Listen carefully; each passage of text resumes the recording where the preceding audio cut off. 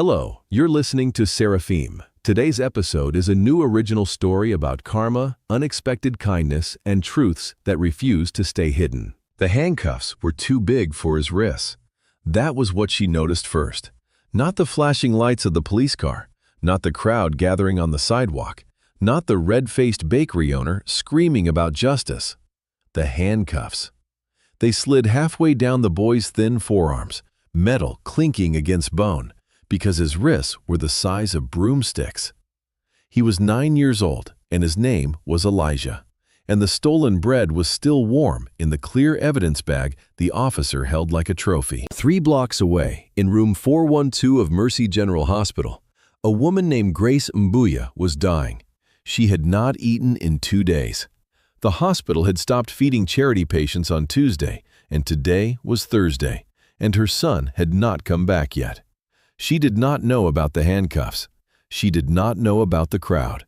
She only knew that the last thing she told her boy was, "Bring me something to eat, baby. Mama is so hungry."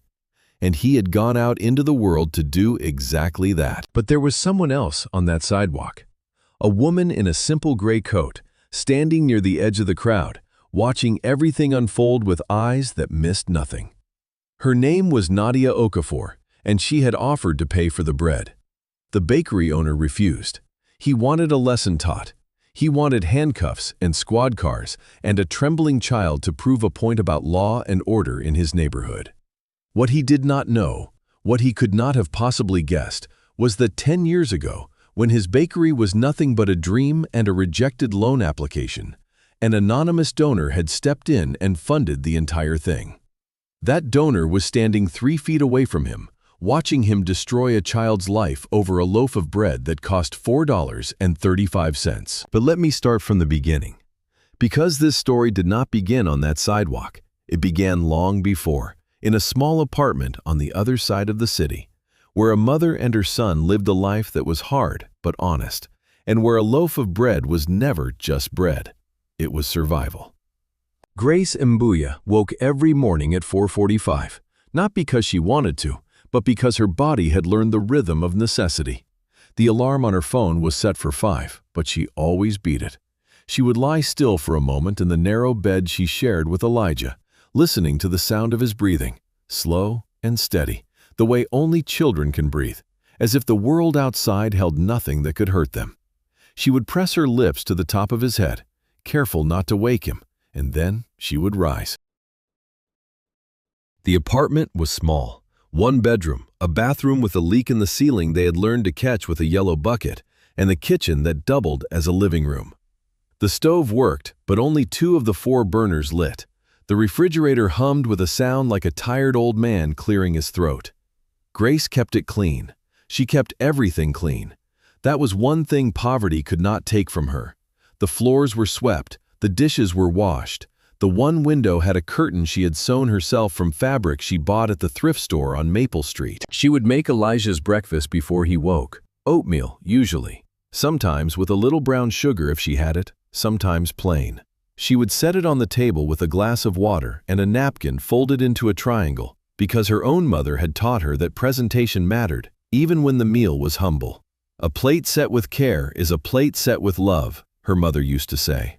Grace believed that. She believed it the way she believed the sun would rise. Elijah would stumble out of bed at 6:30, still half asleep, his school uniform slightly too big because she bought it a size up to last the year. He was small for his age, thin in a way that made strangers look twice, with large brown eyes that seemed to take in everything and give back nothing but quiet observation. He was not a loud child. He did not throw tantrums or demand things. He ate what was put in front of him, said thank you, and carried his bowl to the sink without being told. "Morning, Mama," he would say, and Grace would smile and touch his cheek, and for a moment the world was small and warm and enough. She would walk him to the bus stop, kiss his forehead, and watch the yellow bus swallow him up before turning to begin her own day. She cleaned houses for a living. 3 houses, Monday through Friday. The Hendersons on Oak Lane, the Patels on Birchwood, and the Ashford estate on Ridgecrest Drive. Each one paid her in cash, under the table. No benefits, no sick days, no insurance. Grace did not complain. She had learned a long time ago that complaining was a luxury she could not afford. She scrubbed floors and polished silver and folded laundry that cost more per item than she earned in a day. And she did it with steady hands and a straight back. The women she worked for were not cruel, exactly. They were indifferent, which was its own kind of cruelty. Mrs. Henderson would leave Grace's payment on the kitchen counter in an envelope, never handing it to her directly, as if the exchange of money for labor was something shameful that should happen without eye contact. Mrs. Patel was kinder. She would sometimes leave leftovers wrapped in foil with a note that said, "For your boy." Grace accepted them with gratitude and without shame, because feeding Elijah was more important than pride. The Ashford estate was the hardest. It was a mansion, really. 6 bedrooms, 4 bathrooms, a kitchen bigger than Grace's entire apartment. Mr. Ashford was rarely home.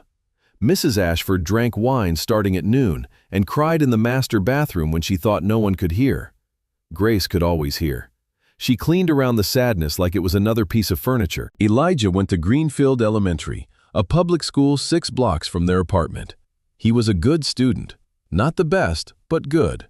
He liked reading and was quiet during math, which his teacher, Mrs. Collins, interpreted as either deep concentration or total confusion. It was usually concentration. The boy had a way of working things out inside his own head, turning problems over like stones in a creek until he found the smooth side. He had one friend, a boy named Marcus, who talked enough for both of them. After school, Elijah would walk home alone. Grace had taught him the route so many times he could do it with his eyes closed. Left on Vine, straight down to 5th, right on Hawthorne, and through the side gate of the apartment building. He would let himself in with the key he wore on a string around his neck, do his homework at the kitchen table, and wait for his mother. Sometimes he would read. Sometimes he would draw. He drew buildings mostly, tall ones with lots of windows, the kind of buildings he saw downtown when Grace took the bus to the Ashford estate, and he rode along on days when school was closed. Their life was small, but it worked. It had a rhythm and a structure, and inside that structure there was love. And the love was enough to hold back the fear that lived at the edges of everything. The fear that the rent would go up again. The fear that one of her employers would let her go. The fear that something would happen to her body, because her body was the only tool she had, and without it, there was nothing between Elijah and the street. That fear became real on a Tuesday in October. Grace was at the Ashford estate, polishing the banister on the main staircase, when she felt a pain in her chest. Not sharp, but heavy, like someone had placed a warm brick behind her sternum. She paused, one hand on the railing, and took a breath. The pain did not go away. It spread slowly, like spilled water, into her left arm and up into her jaw. She sat down on the stairs, which she had never done before in 3 years of working in that house, and pressed her hand to her chest. Mrs. Ashford found her there 20 minutes later, sitting very still, her polishing cloth in her lap, her face the color of ash. To her credit, Mrs. Ashford did not hesitate. She called 911 and she stayed with Grace until the ambulance came, and she even called the school to make sure someone would pick up Elijah. The paramedics loaded Grace onto a stretcher, and as they carried her out the front door of the Ashford mansion, past the marble fountain and the roses that Grace had never been asked to tend, she looked up at the sky and thought, "Lord, not yet. Not until he's grown." They took her to Mercy General Hospital, the public hospital on the east side, because that was where people like Grace went. Not the gleaming private hospital in the suburbs with the atrium and the gift shop. Mercy General, with its flickering fluorescent lights and its waiting room full of people who had been waiting long before they arrived. They ran tests, they drew blood, they hooked her to machines that beeped in steady, indifferent rhythms. A doctor came by, young, tired, with circles under his eyes that matched the ones under Grace's. "Miss Mbuya," he said, reading from a clipboard, "your heart is showing signs of significant strain. We're going to keep you for observation. We need to run more tests." He said it like he was reading a menu, flat and rehearsed. Grace nodded. She did not ask how long. She did not ask how much. She asked only one thing. "My son. Can someone make sure my son gets home safe?" The doctor said he would check with the social worker on duty. Grace lay back on the thin hospital pillow and stared at the ceiling tiles, counting the small brown stains in the corners, and tried not to think about what would happen if she did not get up from this bed. Elijah came to the hospital that evening. A neighbor, Mrs. Gaines from apartment 3B, brought him. She was an older woman, wide and warm, who smelled like cocoa butter and kept butterscotch candies in her purse. She had watched Elijah before, on nights when Grace had to work late, and she did it without asking for anything in return. "That's what neighbors do," she would say when Grace tried to press a few dollars into her hand. "You hush now." Elijah stood in the doorway of room 412, his backpack still on, his eyes moving from the machines to the tubes to his mother's face. He did not cry. He walked to the bed, set his backpack on the floor, and took her hand. His fingers were cold from the walk. Grace squeezed them and tried to smile, but what came out was something closer to a wince, because smiling required muscles that were currently busy holding back terror. "Hey, baby," she said softly, and the steadiness in her voice cost her more than any day of scrubbing floors ever had. Elijah looked at the IV in her arm, the clip on her finger, the monitor with its green line bouncing up and down. "Are you sick, Mama?" he asked, and the simplicity of the question nearly broke her. She swallowed hard. "Just a little tired, baby. The doctors are going to help me rest. Mrs. Gaines is going to stay with you for a few days. You be good for her, okay?" He nodded.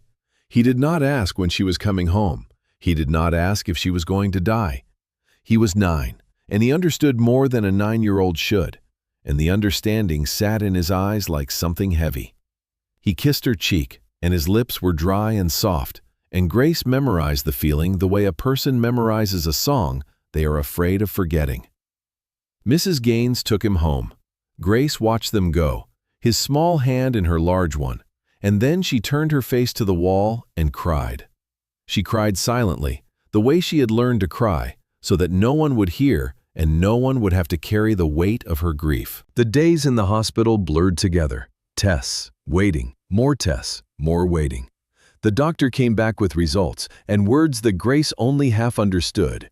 Cardiomyopathy, enlarged heart, medication, rest, no strenuous activity, possible surgery down the line. She nodded at all of it, but the only question that mattered was the one she kept asking. When can I go home? Because home was where Elijah was, and Elijah was everything. On the third day, the food trays stopped coming. Grace pressed the call button and waited. A nurse came by, a young woman with kind eyes and a tired mouth. "Ms. Mbuya, I'm sorry," she said, and the apology was genuine, which made it worse. "The hospital has had to suspend meal service for charity patients. Budget cuts. They're working on it, but right now, there's no timeline for when it'll be restored. Is there someone who can bring you food?" Grace stared at her. "I'll figure something out," she said quietly, and the nurse left with a look on her face that said she had delivered this news before, and it never got easier. Grace called Mrs. Gaines. The older woman's voice crackled through the phone, warm but worried. "I'm running low on groceries myself, sweetheart, but I'll bring you what I can." She brought a container of rice and beans that evening, and Grace ate half and saved the other half for the next day. After that, there was nothing. Mrs. Gaines was on a fixed income. She could barely feed herself and Elijah, let alone a woman in a hospital bed 3 blocks away. Grace did not tell Elijah about the food. She did not want him to worry. But children are smarter than we give them credit for, and Elijah had been paying attention his entire life. He noticed that his mother looked thinner when he visited. He noticed the empty tray table by her bed.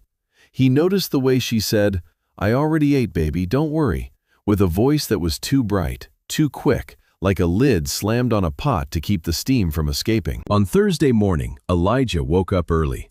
Mrs. Gaines was still asleep, her snoring a low rumble through the thin apartment wall.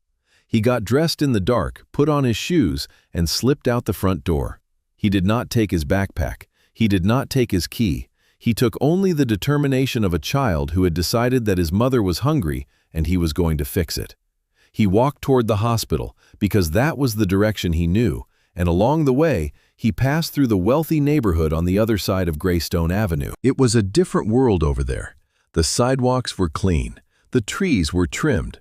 The houses had lawns that looked like green velvet, and the cars in the driveways were the kind Elijah had only seen in the buildings he drew. He passed a coffee shop where a woman in yoga pants paid $6 for a drink without blinking. He passed a dog grooming salon with a sign in the window that said, "Organic paw treatment, $45. He passed all of it with his eyes straight ahead because he was not here to look. He was here for his mother. The bakery was called Hartwell's. It sat on the corner of Briar and Lexington, a beautiful little shop with a blue awning and a chalkboard sign out front that read, "Fresh baked daily, artisan breads, pastries, and more." The smell hit Elijah from half a block away, warm and yeasty and sweet, the kind of smell that wraps around you and pulls you in like a hand. He stood on the sidewalk for a long time, looking through the window at the rows of golden bread behind the glass counter. Sourdough, rye, whole wheat, brioche, baguettes stacked like firewood. More bread than he had ever seen in one place. He did not plan to steal. He was not a thief. He was a boy who said please and thank you, who carried his bowl to the sink, who folded his napkin into a triangle because his mother taught him that presentation mattered. But his mother was 3 blocks away in a hospital bed with an empty tray table, and she had not eaten in 2 days, and he was 9 years old and had no money and no plan and no one to ask for help. He stood there, and the bread smelled like everything good in the world, and the glass door was propped open because it was a warm morning, and a delivery driver was carrying in boxes through the back, and the girl at the counter was looking at her phone. He walked in. His heart was slamming so hard he could feel it in his ears. He moved along the wall, past the display of croissants and muffins, toward the bread shelf. His hand was shaking. He reached out and took a loaf of whole wheat bread, the kind his mother liked, the kind she bought when she could afford it. He tucked it under his arm and turned toward the door, and for 3 seconds he thought he was going to make it. 3 seconds of wild, desperate hope. And then a hand closed on his shoulder, heavy and sudden, and a voice boomed behind him like a cannon. "What do you think you're doing?" The voice belonged to Gerald Hartwell, the owner of the bakery. He was a large man, thick-necked, with a face that was perpetually flushed as if he had just finished arguing with someone. He wore a white apron dusted with flour and a look of outrage so pure it could have been sculpted from marble. His hand gripped Elijah's shoulder with a force that was entirely unnecessary for a child who weighed less than 60 pounds. Elijah froze. The bread slipped from under his arm and hit the floor with a soft, final thud. "I knew it," Hartwell said, his voice loud enough for the entire shop to hear. 2 customers turned around. The girl at the counter put down her phone. "I knew you street kids would start coming around here. Every time. Every single time they let you people into this neighborhood, this is what happens." He was dragging Elijah toward the front door as he spoke, his fingers digging into the boy's thin shoulder through his worn jacket. Elijah did not struggle. He did not speak. He went limp the way a rabbit goes limp when it is caught, because some ancient instinct told him that fighting would only make it worse. Hartwell pushed through the front door and into the morning sunlight, pulling Elijah with him like a piece of evidence. A few people on the sidewalk stopped. A woman with a stroller crossed to the other side of the street. A man in a business suit paused, looked, and kept walking. "Someone call the police," Hartwell announced to no one in particular, and then to everyone in general. "This boy was stealing from my shop, right off the shelf, broad daylight." He said it with a kind of righteous satisfaction that made his chin lift and his chest puff out, as if catching a starving child with a loaf of bread was an act of civic heroism. Elijah stood on the sidewalk, Hartwell's hand still clamped on his shoulder, and said nothing. His eyes were dry. His face was blank. He had learned the blank face early, the way children in hard situations learn it, as a shield. If you show nothing, they cannot use your feelings against you. He stared at a crack in the sidewalk, a jagged line that ran from the curb to the base of a parking meter, and he traced it with his eyes and pretended he was somewhere else. That was when Nadia Okafor appeared. She had been walking along Lexington, heading toward the hospital. She was a tall woman, slender, with close-cropped silver hair and skin the color of dark honey. She wore a simple gray coat over a plain dress, no jewelry, no makeup, Nothing that would mark her as anything other than an ordinary woman on an ordinary walk. She carried a small leather bag over one shoulder and walked with the unhurried confidence of someone who had long ago stopped needing to prove anything to anyone. She stopped when she saw the boy. She saw the hand on his shoulder. She saw the bread in the evidence bag. She saw the bakery owner's red face and heard his voice. And she felt something shift inside her chest, a tightening, a heat, the way a fire feels when it finds new fuel. She walked over and stopped directly in front of Gerald Hartwell, close enough that he had to look at her. "How much was the bread?" she asked. Her voice was calm and low, the kind of voice that makes people lean in to listen. Hartwell blinked, caught off guard. "What?" he said, as if the question were in another language. "The bread," Nadia repeated, nodding toward the evidence bag. "How much does it cost?" Hartwell's eyes narrowed. $4.35, he said, and then quickly, "But that's not the point. The point is this boy stole from me, from my shop. This is a matter of law." Nadia reached into her bag and pulled out a $5 bill. She held it out between two fingers, steady as a rock. "Here, take this. The bread is paid for. Let the boy go." She said it simply, the way you say something that should be obvious. The way you say the sky is blue or water is wet. "Take the money, let the child go, and we can all walk away from this moment without becoming the worst versions of ourselves." Hartwell looked at the money like it was an insect. He did not reach for it. "Lady, I'm not taking your money. This isn't about money. This kid needs to learn a lesson. You let them get away with it once, they come back. They always come back. I've seen it 100 times." He was speaking to the crowd now, performing outrage for an audience that was growing larger by the minute. A jogger had stopped. Two women with coffee cups stood watching. An elderly man with a cane leaned against the wall of the dry cleaner next door, shaking his head slowly.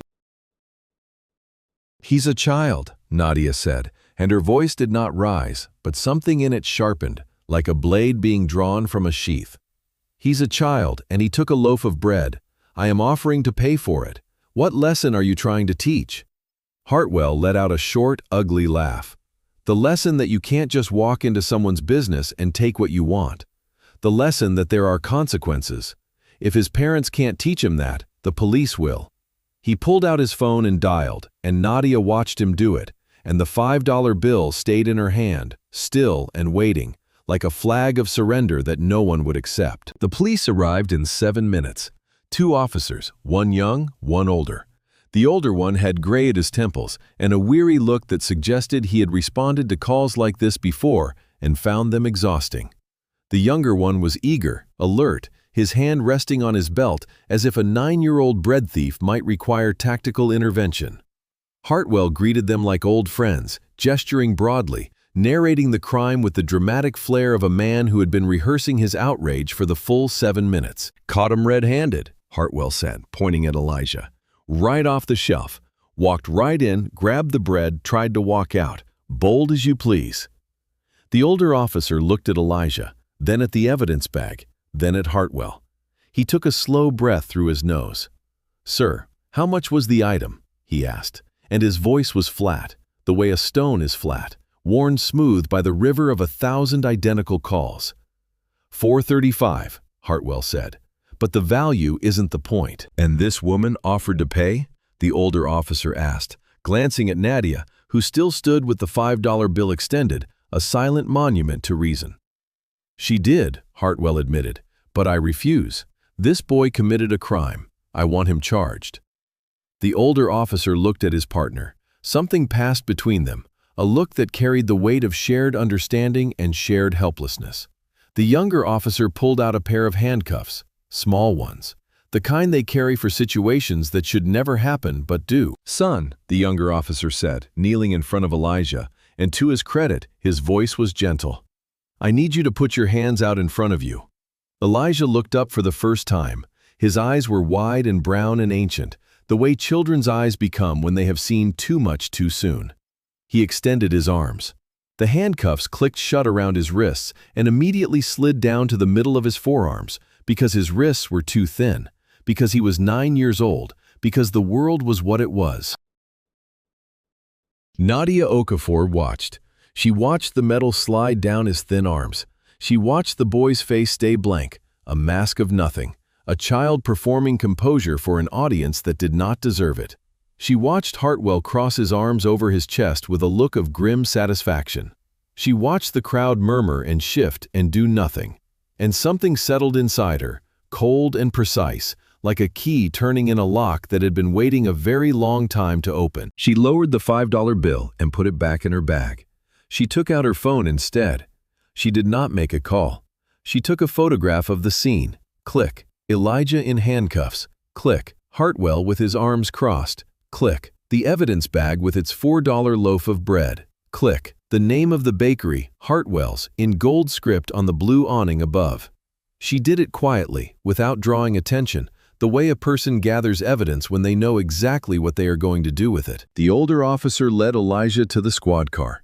He opened the back door and helped the boy inside, one hand on his head to guide him, the gesture careful, almost paternal, as if the officer was ashamed of his own hands and the duty they were performing. Elijah sat on the hard plastic seat and stared forward. He did not look at the bakery. He did not look at the crowd. He looked at the headrest in front of him and thought about his mother, 3 blocks away, hungry, waiting for bread that was now in an evidence bag, and something cracked inside him, somewhere deep, in the place where children keep their belief that the world is fair. Nadia approached the older officer before he could get in the car. "Where are you taking him?" she asked. And her voice was still calm, but there was something underneath it now, a current running beneath still water. "Juvenile processing at the 6th precinct," the officer said, not unkindly. "Ma'am, if you know this child, you might want to contact a parent or guardian." Nadia nodded. "I don't know him," she said, "but I intend to find out who does."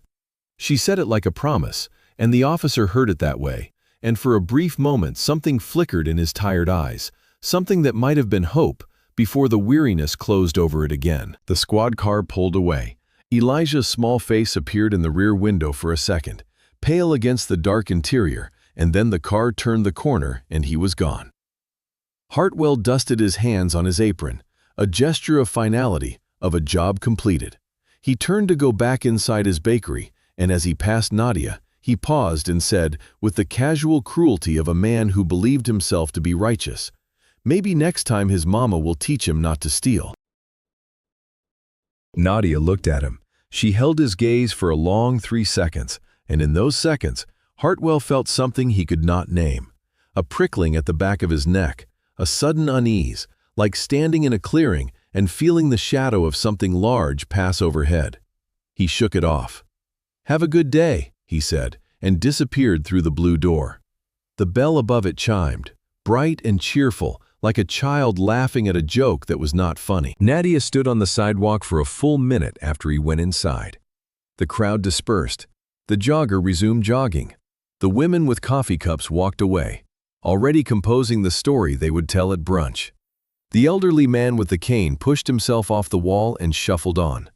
Within 2 minutes, the sidewalk was empty, as if nothing had happened, as if a child had not just been put in handcuffs and driven away over a loaf of bread. Then, Nadia Okafor began to walk. Not toward her original destination, not toward the hospital. She walked with purpose, her gray coat moving around her like a sail catching wind, her phone already out, her fingers already dialing. The number she called was not the police. It was not a lawyer, though she would call a lawyer soon. It was a number very few people in the city had, a direct line to a man named Raymond Price, who was the president of the First Continental Bank and who answered on the second ring. "Raymond," Nadia said, and her voice was the kind of quiet that makes powerful men sit up straight. "I need you to pull a file for me. A business loan issued about 10 years ago. The borrower's name is Gerald Hartwell. He runs a bakery on Briar Street. I want the full loan history, including the source of the anonymous funding that backed it. Yes, all of it. I want it on my desk within the hour." She ended the call and kept walking. Her pace did not quicken. Her expression did not change. But anyone who truly knew Nadia Okafor, anyone who had sat across from her in a boardroom or a courtroom, or a charity gala where fortunes were redirected with the stroke of a pen, would have recognized what was happening. The calm was not peace, it was preparation. The stillness was not inaction, it was aim. Nadia Okafor had made her fortune quietly. She was not on magazine covers. She did not attend galas for the cameras. She did not own a yacht or a sports team or a closet full of designer labels. What she owned was influence. The kind that does not announce itself, the kind that moves through rooms like a change in air pressure. She sat on the boards of 3 major foundations. She funded scholarship programs at 4 universities. She had quietly financed the construction of a community health center on the East Side that bore no plaque with her name. Her wealth came from a technology company she had built in her 30s, a logistics platform that revolutionized supply chain management for hospitals and relief organizations. She had sold the company 8 years ago for a figure that the financial press described as staggering, and she had immediately funneled most of it into a philanthropic trust that operated with the same philosophy she applied to everything: maximum impact, minimum noise. She believed that the loudest kindness was often the least sincere, and she structured her giving the way a gardener structures an irrigation system so that water reached the roots, not the display flowers. 10 years ago, as part of a program she funded through the trust, she had provided anonymous backing for small business loans in underserved communities. The program was simple. She identified hardworking people with viable business plans who had been rejected by traditional lenders, and she provided the capital. No strings attached, no repayment required beyond what the borrower would pay on the standard loan terms. One of those borrowers was Gerald Hartwell. At the time, Hartwell was a pastry chef with a dream and no credit history. He had been turned down by 4 banks. His application had landed on the desk of Raymond Price's loan officer, flagged for the anonymous funding program. Nadia had reviewed the file herself. She read about his grandmother's bread recipes, his vision for an artisan bakery in a neighborhood that needed one, his earnest, slightly rambling business plan. She approved the funding. She never met him. She never wanted to. The point was not recognition. The point was opportunity. And now that man had put a starving child in handcuffs over a $4 loaf of bread that existed only because Nadia Okafor's money made it possible. The irony was not lost on her. It sat in her chest like a coal, hot and perfectly shaped, and she carried it carefully because she intended to use it. While Nadia made her calls, Elijah sat in the back of the squad car in silence. The older officer drove. The younger one sat in the passenger seat, half-turned, stealing glances at the boy through the mesh divider. "Son," the older officer said, looking at Elijah in the rearview mirror, "is there someone we can call? Your mom? Your dad? A relative?" Elijah's jaw tightened. He stared at his hands, the handcuffs loose on his forearms, the metal warming against his skin. "My mama's in the hospital," he said quietly, and the words came out stripped of everything except fact. "Mercy General, room 412. The officers exchanged a look. The younger one shifted in his seat, uncomfortable now, the eagerness from earlier replaced by something heavier. "What about your dad?" the older officer asked carefully. Elijah shook his head.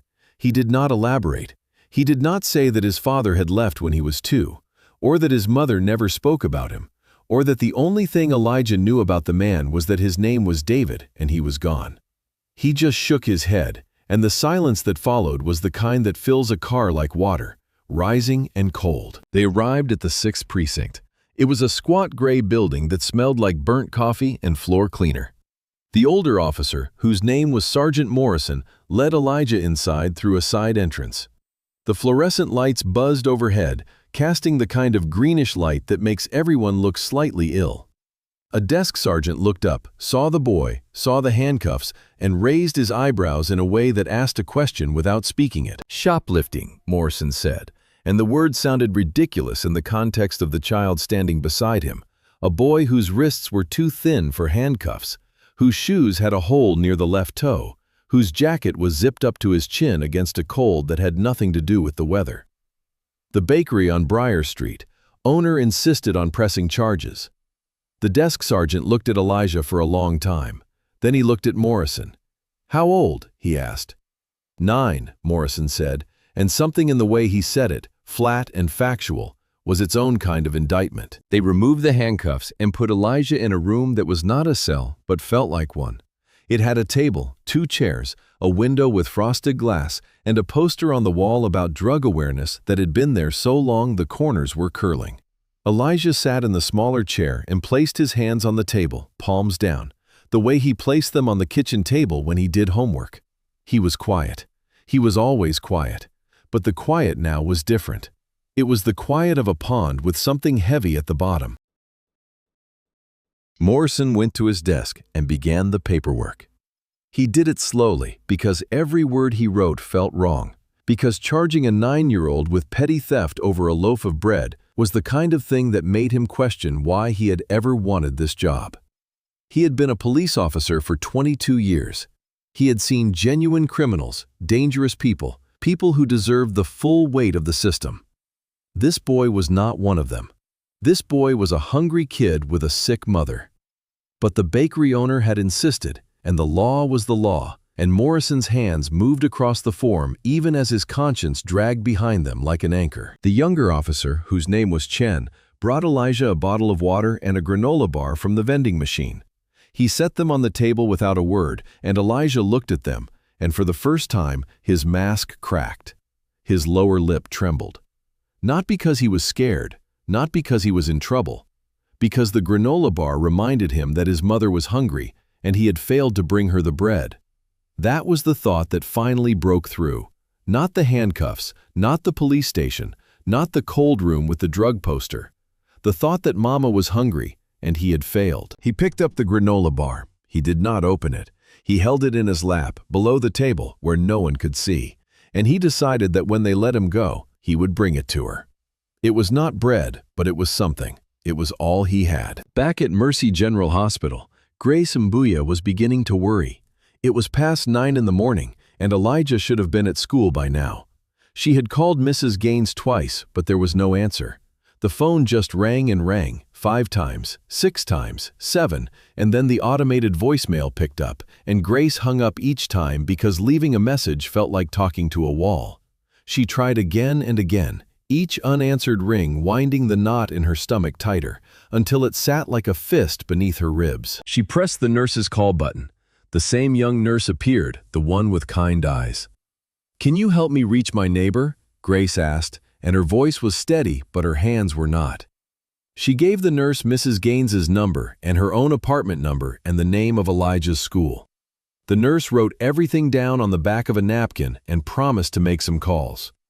Grace thanked her and lay back on the pillow and stared at the ceiling and felt the helplessness settle over her like a second hospital gown, thin and open at the back, exposing everything she could not protect.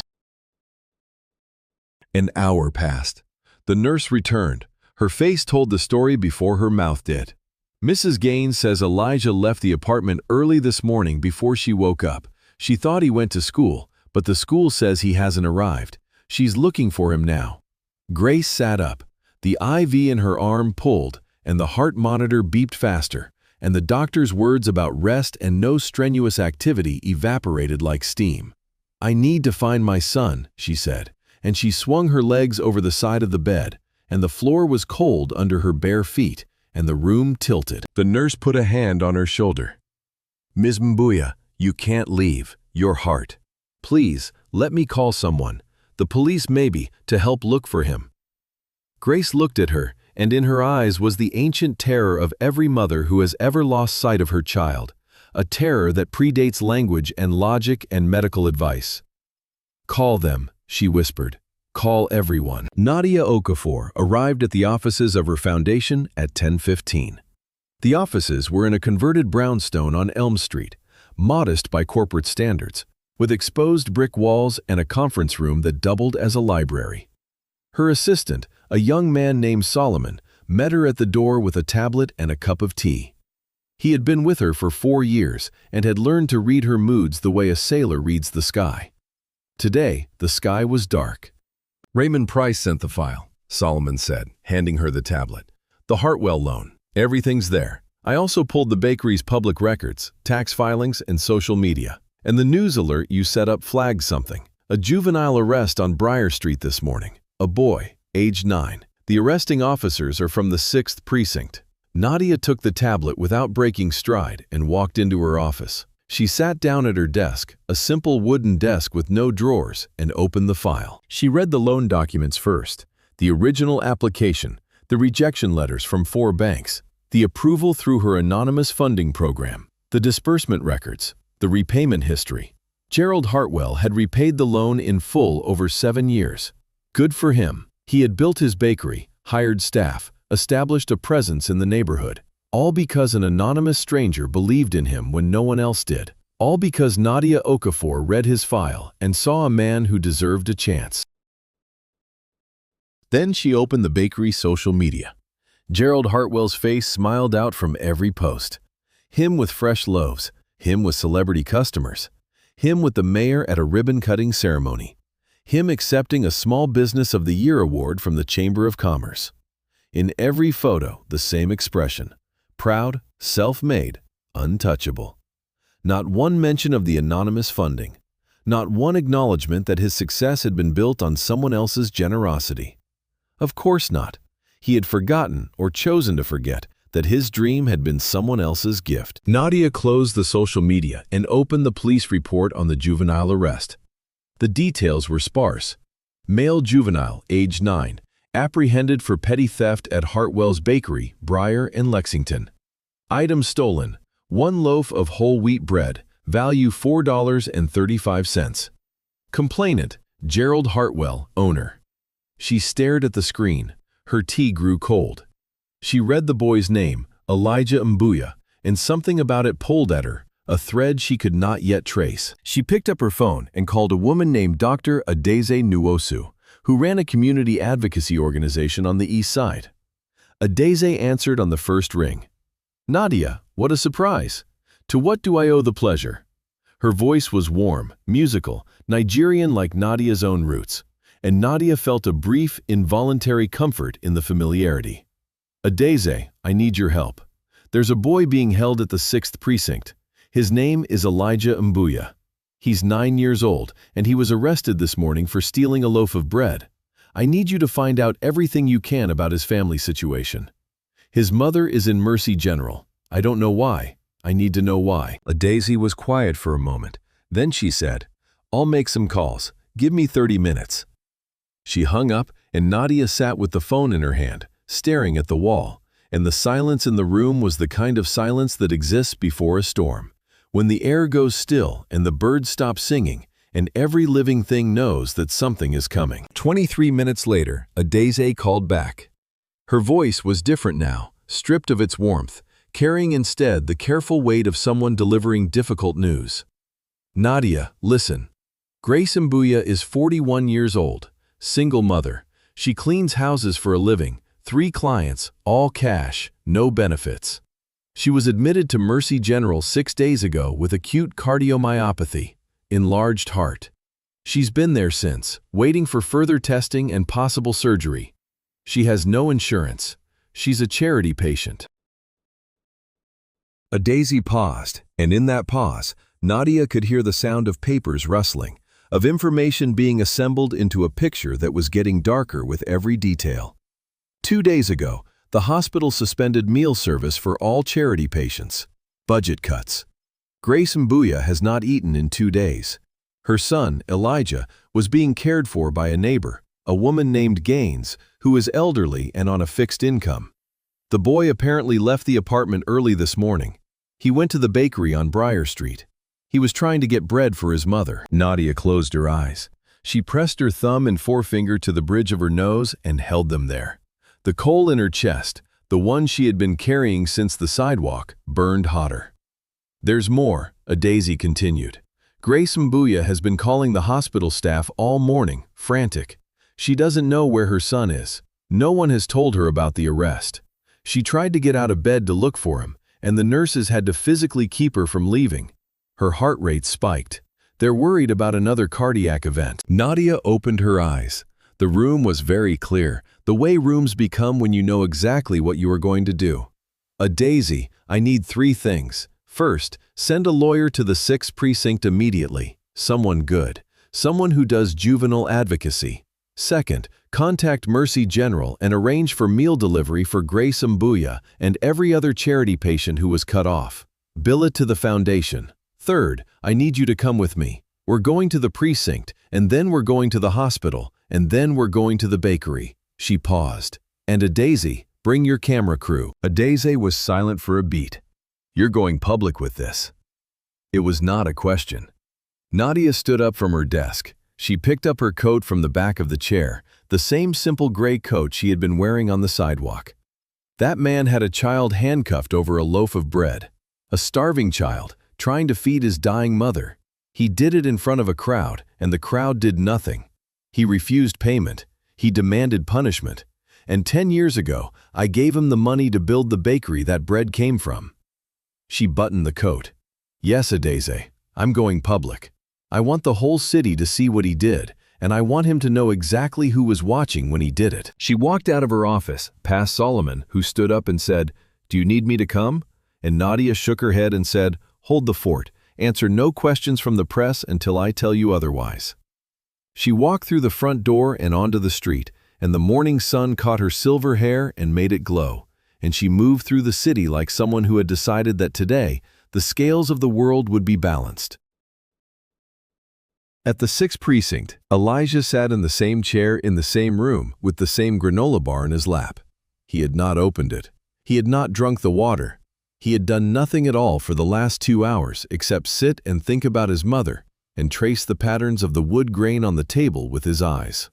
The door opened and Sergeant Morrison came in, followed by a woman Elijah had never seen before. Her name was Denise Washington, and she was a juvenile defense attorney who had been contacted by a Daisy Nwosu's organization 12 minutes ago. She was sharp-featured, steady-eyed, and wore her authority like a tailored suit.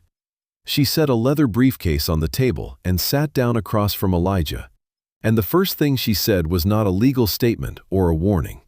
It was, "Elijah, have you eaten today?" He shook his head. She reached into her briefcase and pulled out a sandwich wrapped in wax paper. She set it on the table. "Eat," she said. "We'll talk when you're done." Elijah looked at the sandwich. Turkey and cheese on white bread. It was an ordinary sandwich, nothing special. But in that moment, it was the most complicated object in the world, because eating it meant accepting that he could not bring it to his mother, and not eating it meant ignoring the hollow pain in his own stomach that he had been pretending did not exist. He picked it up. He took a bite. He chewed slowly, and the taste of bread in his mouth made his eyes sting, because the last bread he had touched was in an evidence bag, and his mother was still hungry. Denise Washington watched him eat with the patient calm of a woman who had sat across from many children in many rooms like this one. When he was finished, she folded the wax paper neatly and put it in her briefcase. "Elijah," she said, "my name is Denise. I'm a lawyer, and I'm here to help you. You're not in trouble. Do you understand? You are not in trouble." He looked at her, and his eyes were wary, the way a stray dog's eyes are wary when offered a hand it does not yet trust. "The man at the bakery said I was," he murmured. "The man at the bakery," Denise said, and her voice was even, careful, controlled. "Had a right to report what happened. But what happens next is not up to him. It's up to the police and the courts and people like me, and I want to help you." She leaned forward slightly. "Can you tell me why you took the bread?" Elijah was quiet for a long time. When he spoke, his voice was so small it barely moved the air. "My mom is in the hospital. They stopped giving her food. She hasn't eaten in 2 days. I just wanted to bring her something to eat." He said it without self-pity. He said it the way you report the weather. Denise nodded. She did not react outwardly because she had trained herself not to, because in her line of work, showing emotion could be mistaken for weakness, and weakness was something she could not afford. But inside, beneath the professional armor, something shifted. She made a note on her legal pad. She would need this later. She would need all of it. The door opened again. Morrison leaned in. "Counselor, there's someone here to see the boy. A woman named Okafor. Says she witnessed the arrest." Denise looked at Morrison. "Send her in." Morrison nodded, and a moment later, Nadia Okafor walked into the room. She saw Elijah, and Elijah saw her, and recognition passed between them like a current. She was the woman from the sidewalk, the one with the $5 bill. Nadia pulled a chair next to Denise and sat down. She looked at Elijah with eyes that held no pity, only attention. "You're the boy from the bakery," she said, and he nodded. "And your mother is in the hospital." He nodded again. "And you took the bread because she was hungry." It was not a question, but he nodded a third time, and the nod was so small, so tired, that it was barely a movement at all. Nadia turned to Denise. "We need to get this child out of here," and to his mother. "What needs to happen?" Denise tapped her pen on the legal pad. "The complainant would need to withdraw charges, or we take it before a juvenile magistrate. Given the circumstances, any reasonable magistrate would dismiss. But the process takes time, and this child has been here for over 2 hours already." Nadia's jaw tightened. "Can we call the complainant? Try to get him to withdraw?" Denise shrugged. "We can try, but from what I heard, this man wanted his pound of flesh." Nadia stood up.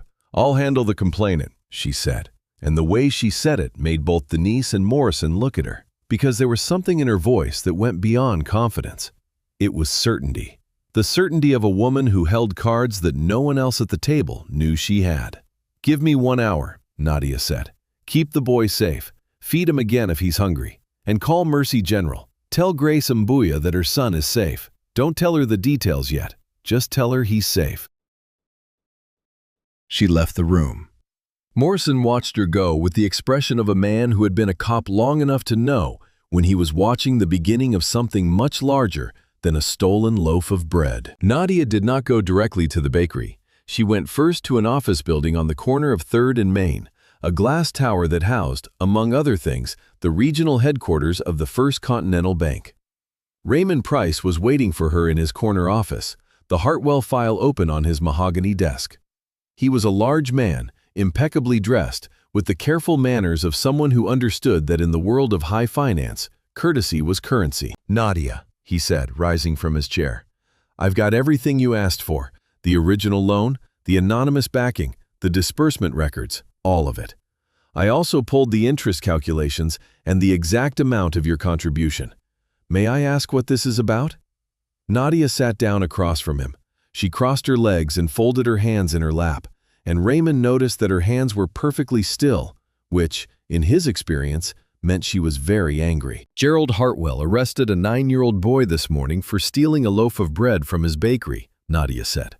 "The boy's mother is a charity patient at Mercy General with a failing heart.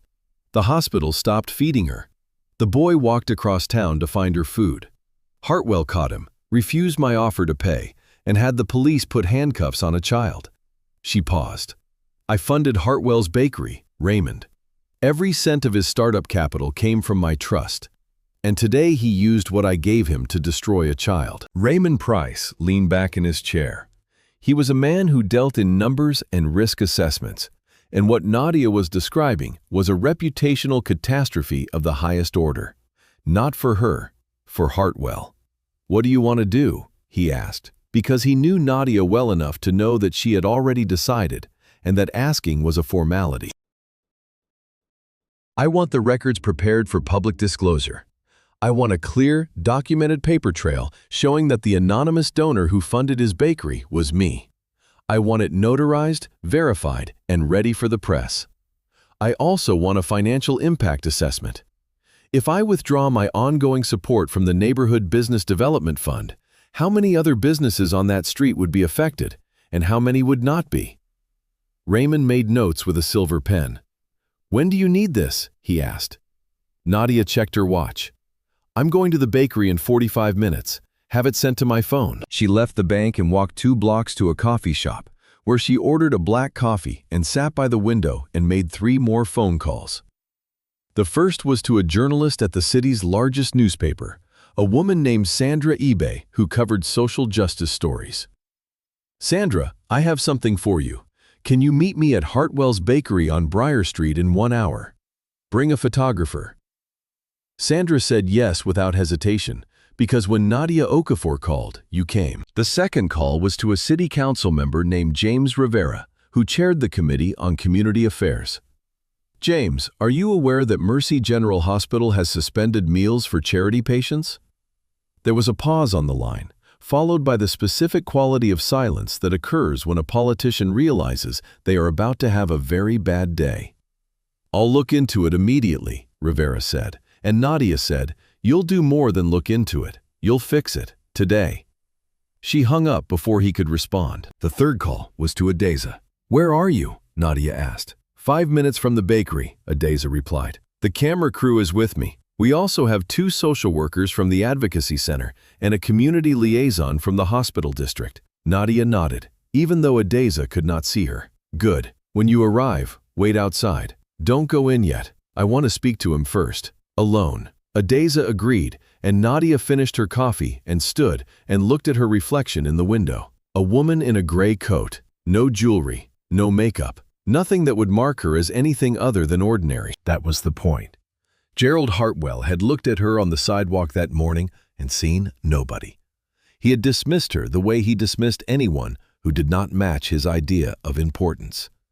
He had refused her $5 and sent a child to jail. Now she was going to walk back into his bakery, and he was going to discover who she was. And the discovery was going to rewrite the story of his life. She arrived at the bakery at 11:45. The morning rush was over. The shop was quiet. A few customers browsing, the smell of bread still warm in the air. The girl at the counter looked up and smiled the automatic smile of retail. Nadia did not smile back. She walked past the counter, past the display of pastries and artisan loaves, toward the back of the shop, where Gerald Hartwell was visible through a half-open door, sitting at a desk cluttered with invoices and flour. She knocked on the doorframe. Hartwell looked up, and for a moment he did not recognize her. Then he did. The woman from the sidewalk, the one with the $5 bill. His face shifted, rearranging itself into the expression of a man who believed he had already won this argument. "If you're here to lecture me about the kid again, save your breath," he said, turning back to his invoices. "What's done is done." He broke the law. Nadia stepped into his office. She did not sit. She stood in front of his desk, and the standing was deliberate, because it meant she was looking down at him, and the geometry of the room shifted accordingly. "Mr. Hartwell," she said, "do you know who I am?" He glanced up again, irritated now. "Lady, I told you this morning, I don't care who you are. I run a business. If someone steals from me, I press charges. End of story." "Not quite the end," Nadia said, and she took her phone from her bag and placed it face up on his desk. On the screen was a document, the loan agreement. His loan agreement from 10 years ago, with the anonymous funding provision highlighted in yellow. Hartwell looked at the screen, his brow furrowed. "What is this?" he asked, and his voice had lost some of its certainty, the way a building loses structural integrity when you remove a supporting wall. "That," Nadia said, "is your original business loan. Specifically, the clause that shows the anonymous donor who provided the capital backing for your bakery." She swiped the screen. The next document was the disbursement record, showing the exact amount that had been transferred from the Okafor Trust to First Continental Bank to underwrite Gerald Hartwell's loan. "This is the transfer record. $275,000, funded entirely by the Okafor Foundation." She swiped again. "And this is the trust certificate, bearing my name, Nadia Okafor, founder and sole trustee."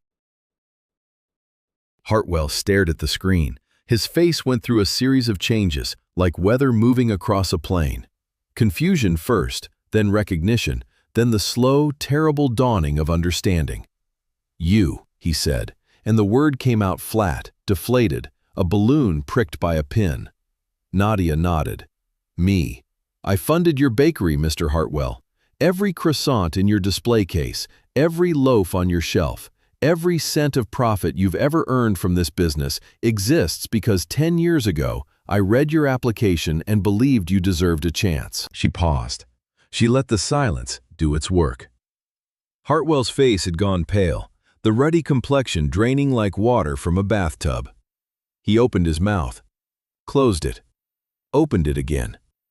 "I didn't know," he said, and it was almost a whisper.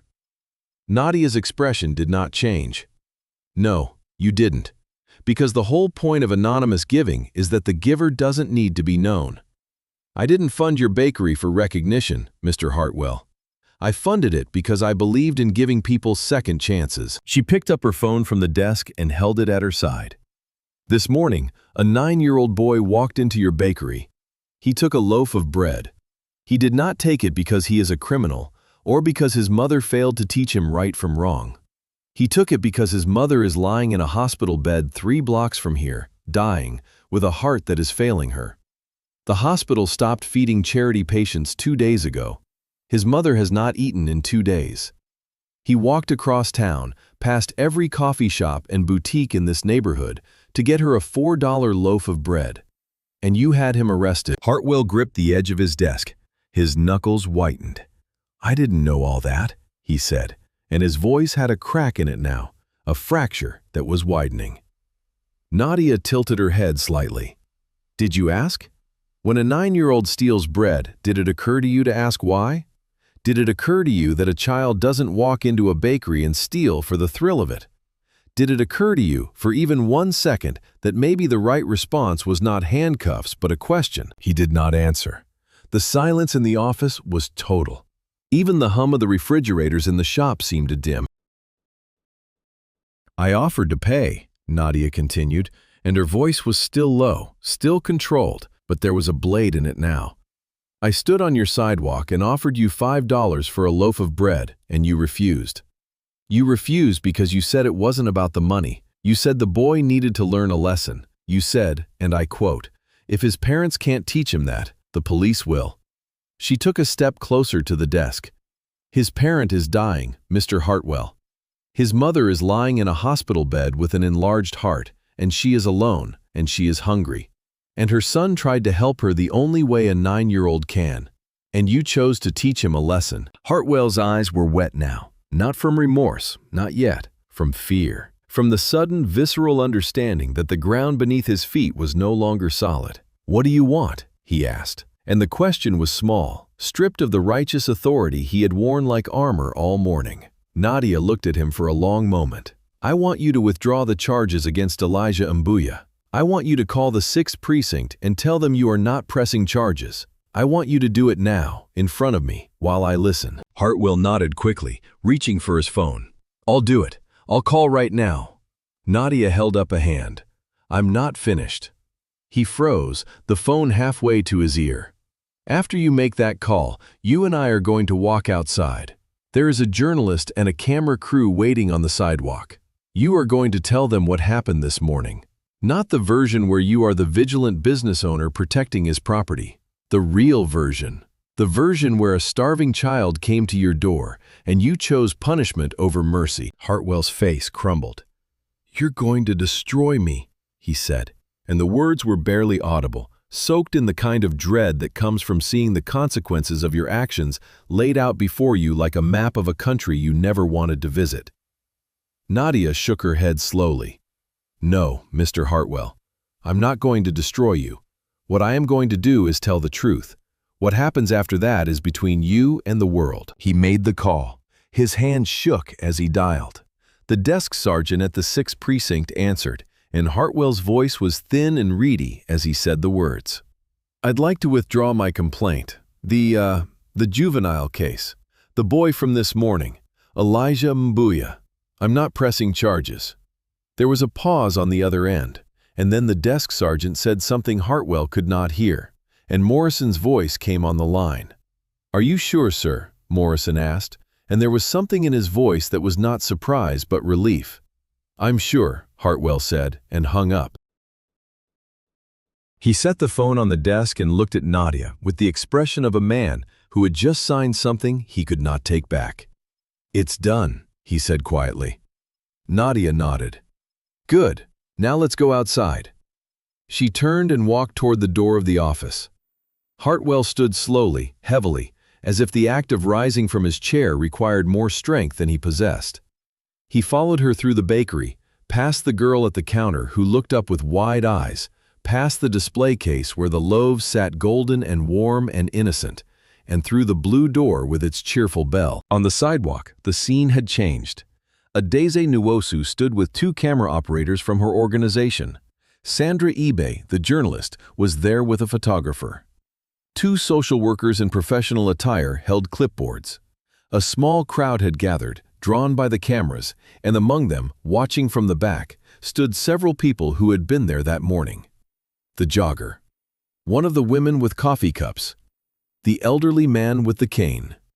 They had come back, pulled by the invisible gravity of a story that was not yet finished. Sandra eBay approached with her recorder.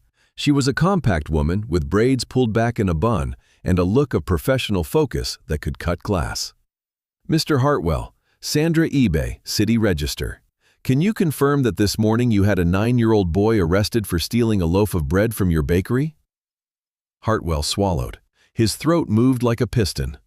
Yes, he said, and the word hung in the air. And can you confirm that a bystander offered to pay for the bread and you refused? Sandra continued. Hartwell closed his eyes.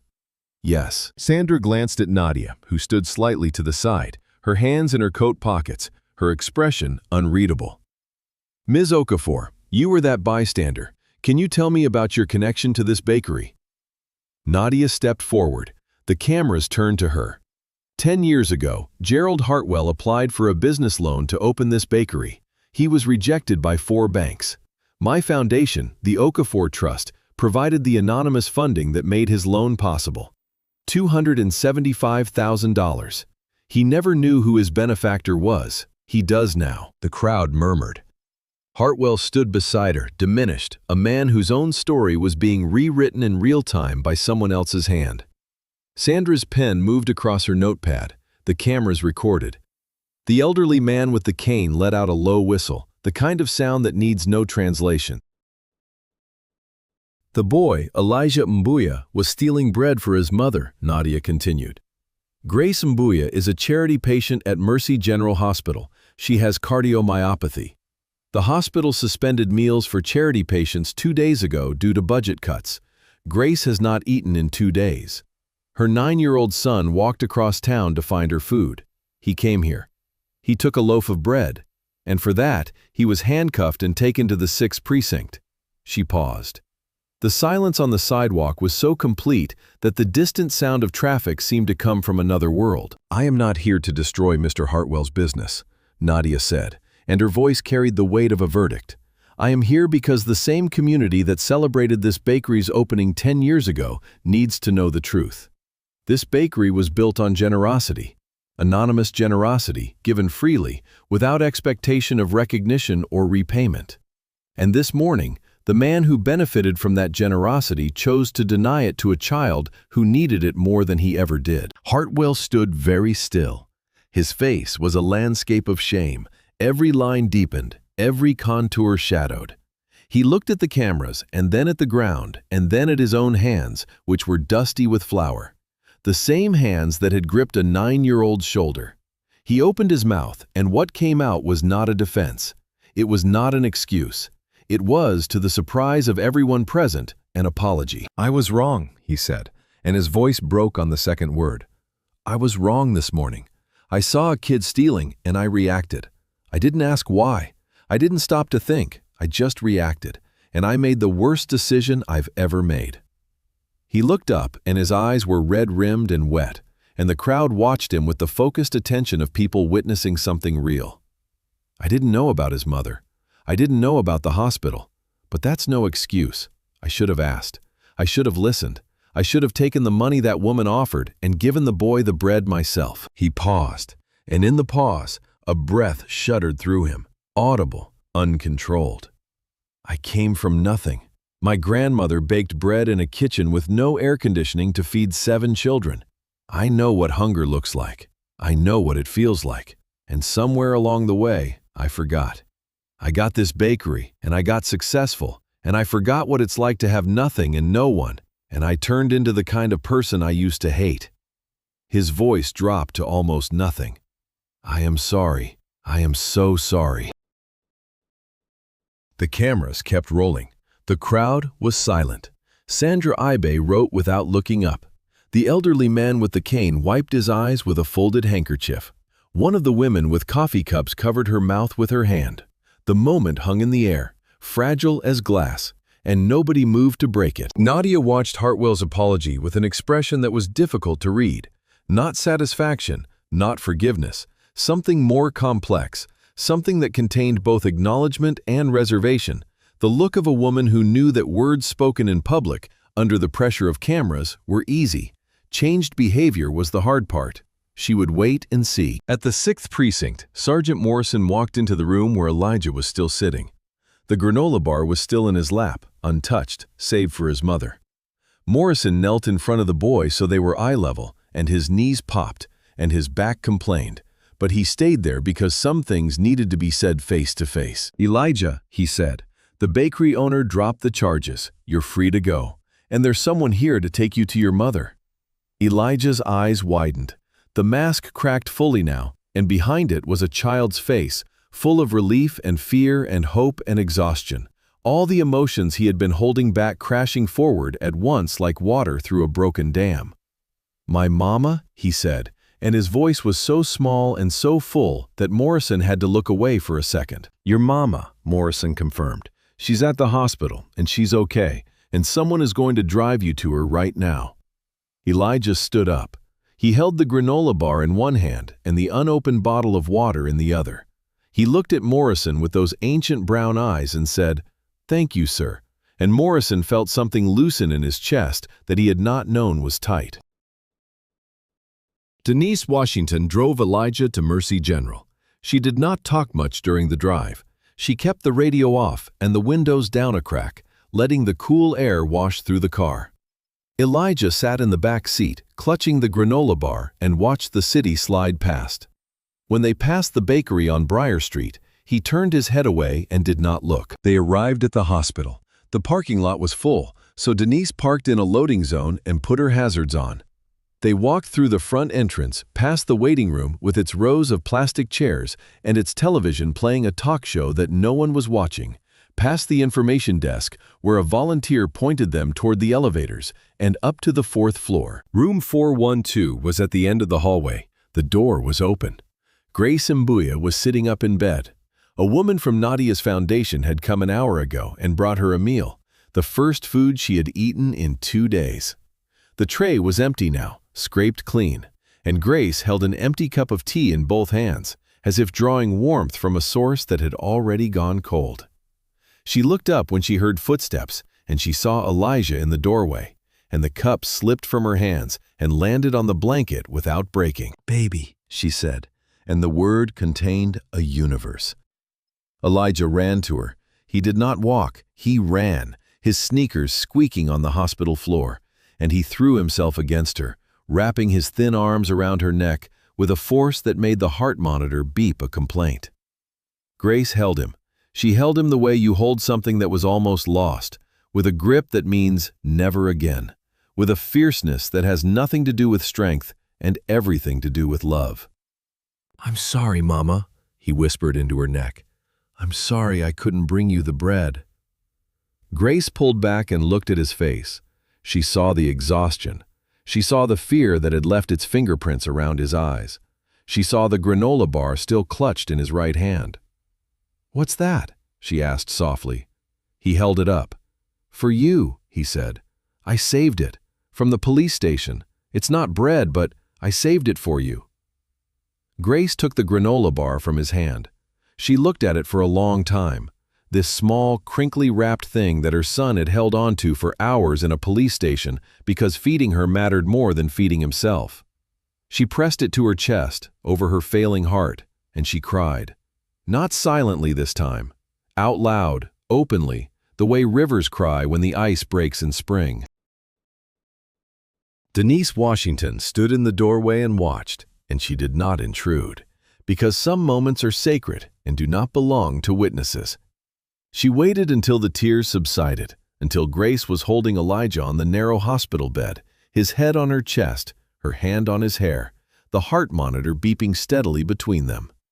Then she stepped in and introduced herself. "Miss Mbuya, I'm Denise Washington. I'm a lawyer, and I was appointed to help your son today. The charges have been dropped. There is no record. He is not in any trouble." Grace looked at her, and the gratitude in her eyes was so vast and so raw that Denise had to focus on the legal facts to keep from losing her composure.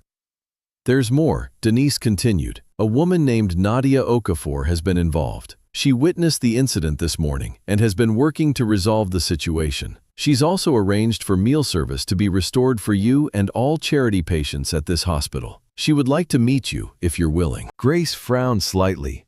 The name meant nothing to her. "Who is she?" she asked. Denise chose her words carefully. "She's a philanthropist. She runs a foundation that supports community programs. She was on the sidewalk this morning when your son was arrested.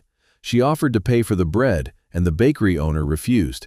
She has been advocating for Elijah ever since." Grace was quiet for a moment. Then she said, "Please tell her I'd like to meet her, and tell her thank you. Whatever she's done, thank you." Nadia arrived at the hospital an hour later. She came alone, no cameras, no assistants, no entourage. She walked through the halls of Mercy General with the same unhurried stride she brought to boardrooms and foundation offices. And she found room 412 and stood in the doorway for a moment before knocking softly on the open door. Grace looked up. Elijah had fallen asleep beside her, his head on her arm, his breathing slow and steady, the way only children can breathe. Grace took in the woman in the doorway. Simple gray coat, silver hair, no jewelry. She looked like nobody special, which, Grace was learning, was the most dangerous disguise of all. "Ms. Mbuya," Nadia said, stepping inside. "My name is Nadia Okafor. I hope this isn't a bad time." Grace shook her head. "Please, sit down," she said, gesturing to the chair beside the bed. Nadia sat. She looked at Elijah, at his sleeping face, at the granola bar that now sat on the nightstand like a small monument. "He's a brave boy," Nadia said quietly. Grace's hand tightened on Elijah's shoulder. "He's the bravest person I know," she said, and there was no exaggeration in it, just fact. They talked, not about business or legal matters or foundations or money. They talked the way two women talk when they recognize something in each other, a shared understanding that life is precarious and children are precious, and the distance between having everything and having nothing is thinner than most people imagine. Grace told Nadia about her work, her 3 houses, her daily routine, the mornings with oatmeal and folded napkins. Nadia listened, and her listening was complete, the way the earth listens to rain, absorbing everything, wasting nothing. When Grace finished, Nadia leaned forward. "Ms. Mbuya, I want to help you. Not as a charity case, and not because I feel sorry for you. Because you've been doing an extraordinary job under impossible circumstances, and you deserve support. My foundation has a program for families in medical crisis. It covers hospital bills, home care, food assistance, and educational support for children. I'd like to enroll you in that program, if you'll let me." Grace looked at her. The offer was so large, so sudden, that it didn't fit inside the room. It was like being told the ceiling was actually the sky. "Why?" she asked, and the question was genuine, not suspicious, but bewildered. Why would a stranger do this? Why would anyone? Nadia thought about the question. She thought about the loan she had funded 10 years ago, about Gerald Hartwell and his grandmother's bread recipes, about the program she had built on the belief that people who are given a chance will rise. "Because someone gave me a chance once," she said. "A long time ago, when I had nothing, someone believed in me. I've spent my life trying to pass that forward. Your son walked into a bakery this morning and took a loaf of bread because he loves you. That's not a crime, Ms. Mbuya. That's a miracle." Grace's eyes filled. She did not wipe them. She let the tears come, and they traced warm lines down her cheeks, and they fell on the hospital blanket and were absorbed without a trace.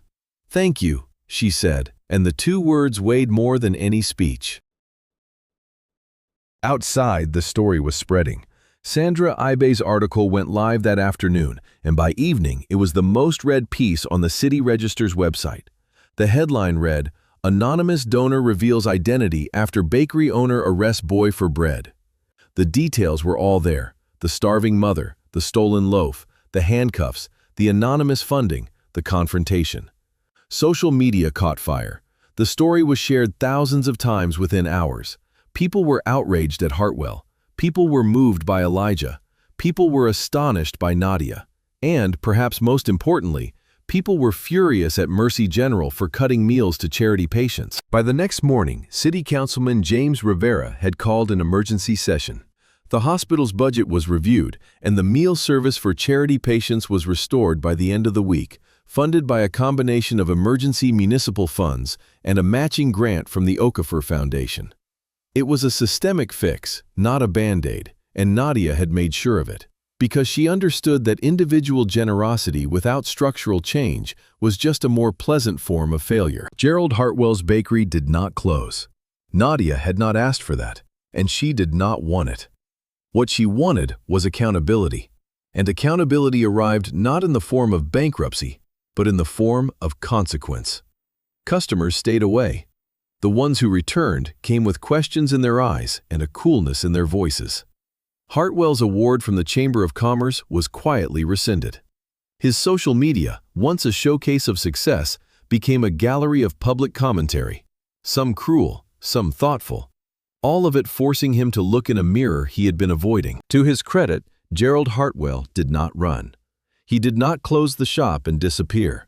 He did something harder. He stayed. He called Nadia Okafor 3 days after the incident and asked if she would meet with him. She agreed. They met at a coffee shop, neutral territory, and he sat across from her with the hollowed-out look of a man who had not slept in 3 days. "I keep seeing his face," Hartwell said, staring into a cup of coffee he had not touched. "That boy's face. The way he went still when I grabbed him. Like a rabbit. Like he was used to being grabbed." His voice cracked, and he pressed his palm against his eyes. "I keep thinking about my grandmother. She would have given that boy the bread. She would have given him the whole shelf. And I, her grandson, I called the police." He dropped his hand. His eyes were red and swollen. "What do I do now? How do I fix this?" Nadia looked at him for a long time. She saw a man in pain, genuine pain, and she weighed it against the image of Elijah in handcuffs, and she found that she could hold both things at once without either one canceling the other. "You can't fix what you did," she said, and she said it without cruelty, "but you can change what you do next. Every day, for the rest of your life, you can choose differently." She set down her own cup. "Start with the boy. Not with a check, not with a public gesture. Go to the hospital. Bring bread. Bring it yourself.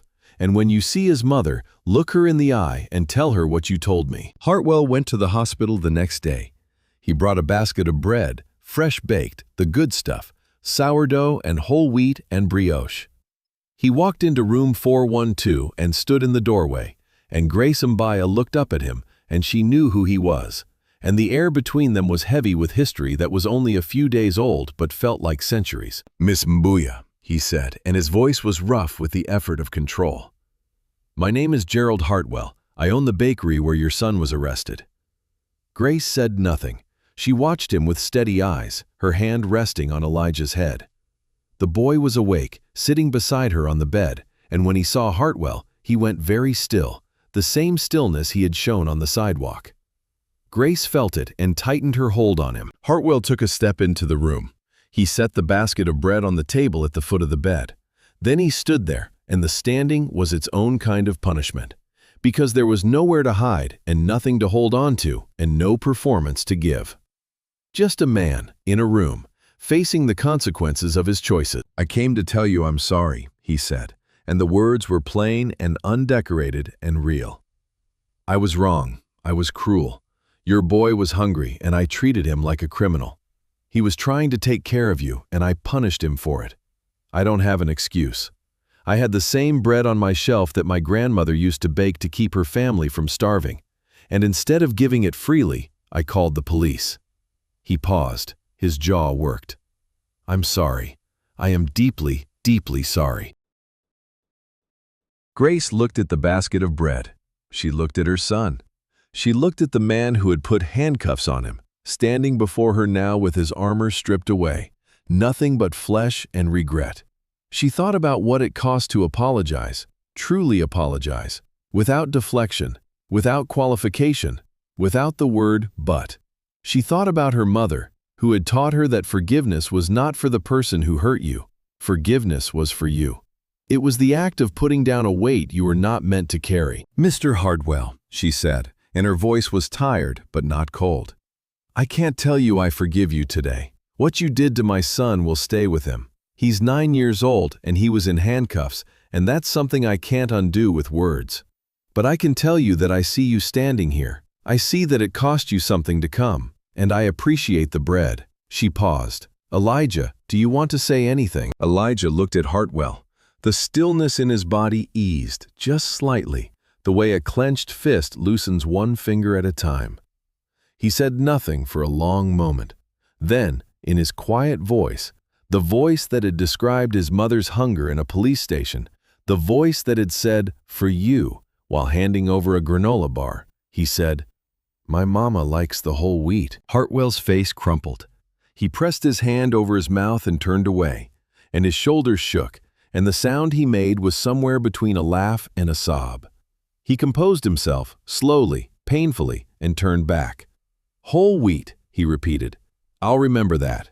And he left the room, and his footsteps echoed in the hospital corridor, and the basket of bread stayed on the table, and the smell of it filled the room like a benediction. The weeks that followed brought changes that moved through the community like ripples in a pond. Grace's surgery was scheduled, funded by the Okafor Foundation's Medical Crisis Program. The surgery was successful. The doctor said her heart was not perfect, that it would never be perfect, but it was stable, and with medication and rest, she could live a full life. She was discharged 3 weeks after the incident, and she walked out of Mercy General on her own 2 feet, Elijah's hand in hers, into a morning that smelled like autumn and second chances. Nadia's foundation provided a transitional apartment for Grace and Elijah while she recovered. It was modest, a 2-bedroom in a clean building on the north side, but it had a working stove with 4 burners and a refrigerator that did not hum, and a window with curtains already hung. Grace stood in the kitchen the first morning and opened every cabinet just to see them empty and clean and full of possibility. Elijah sat at the new table and did his homework, and when Grace set a bowl of oatmeal in front of him, she folded the napkin into a triangle because presentation mattered, and because some things you do not give up, no matter what. Gerald Hartwell began delivering bread to Mercy General every Tuesday and Thursday. Not just to room 412, to every floor. He worked with the hospital administration to establish a permanent bread donation program funded by the bakery's profits. He did not publicize it. He did not post about it on social media. He simply showed up twice a week with baskets of fresh bread, and the nurses on the 4th floor started calling him the bread man, and he accepted the name with a humility that fit him better than the self-made pride he had worn before. He also set up a fund at his bakery for families in crisis. A jar on the counter, plain glass, with a handwritten sign that said, "If you need bread and can't pay, it's yours, no questions asked." The first time someone took a loaf without paying, Hartwell watched from behind the counter and said nothing. And the silence was a different kind of silence now. Not the silence of cruelty, the silence of a man who was learning to give the way bread was meant to be given, freely, without keeping score. Elijah went back to school. He was quiet, as always, but there was a lightness in him now, a small but noticeable unburdening, as if a stone he had been carrying had been set down. His teacher, Mrs. Collins, noticed that he raised his hand more in class, that his drawings included more color, that his one friend Marcus now sometimes sat with 2 or 3 other boys who had gravitated toward Elijah's quiet steadiness. Children sense safety the way animals sense water, and Elijah had become, without knowing it, a safe place. Grace went back to work, part-time at first, on the recommendation of her doctor. She cleaned houses again, but only 2 now, the Patels and a new client, a family on Cedar Lane, who treated her with respect and paid her on the books. She had benefits now, health insurance, sick days, small things that were not small at all, but rather the infrastructure of dignity, the difference between surviving and living.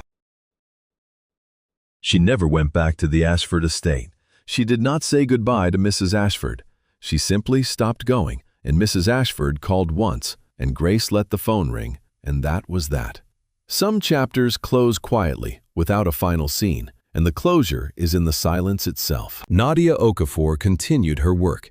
She did not become famous because of the bakery incident, though the story had made her name briefly public. She receded back into the quiet from which she had come, because that was where she was most effective, and because she had never been interested in being seen.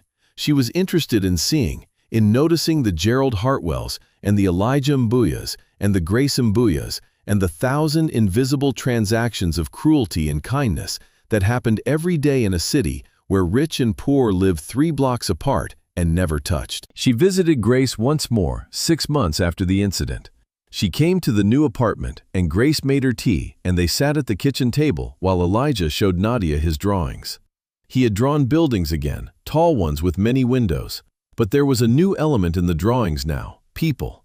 Small figures standing in the doorways and looking out the windows, and some of them were waving, and one of them, in every drawing, was a woman in a gray coat. Nadia looked at the drawing and then at Elijah, and something passed between them, a recognition, an understanding that did not require words. She tucked the drawing into her leather bag and said, "I'll keep this. May I keep this?" And Elijah nodded, and for the first time since she had met him, he smiled. It was a small smile, barely there, like the first light that touches the horizon before dawn, but it was real, and it changed his face completely, and Nadia carried it with her when she left, along with the drawing, both of them weightless and invaluable. A year passed. Grace's heart held steady. The medication worked. She walked Elijah to the bus stop every morning, kissed his forehead, and watched the yellow bus carry him away. And the fear that had lived at the edges of everything was still there, because it never fully leaves, but it was quieter now. It had been pushed back, contained, by the presence of a community that had shown up when it mattered. Hartwell's bakery survived. Not all customers came back, but enough did, and the ones who came were the ones worth keeping. The jar on the counter became a fixture. In its first year, it provided free bread to over 300 families. Hartwell stopped talking about himself in interviews. When reporters asked about the bakery's success, he talked about his grandmother and about the anonymous donor who had believed in him, and about a boy who taught him that bread was never just bread. On the 1-year anniversary of the incident, Elijah came home from school and found an envelope on the kitchen table. It was addressed to him, in careful handwriting, and inside was a short letter from Gerald Hartwell. It said, "Dear Elijah, I have thought about you every day for a year. I want you to know that because of you, I became a different person. Not a better person, yet, but a different one, and I am working on the better part. Your mother likes the whole wheat. I have not forgotten."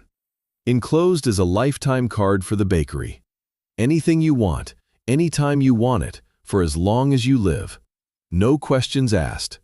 With respect, Gerald Hartwell. Elijah read the letter twice.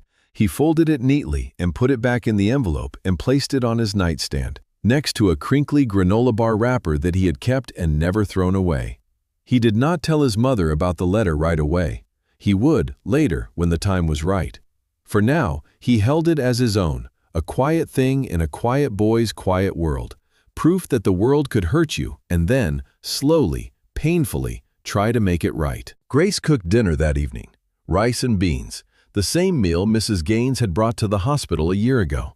But this time, there was chicken too, and greens, and a slice of whole wheat bread from Hartwell's, which Elijah had started bringing home on Tuesdays, placed on the counter without explanation, accepted by Grace without question.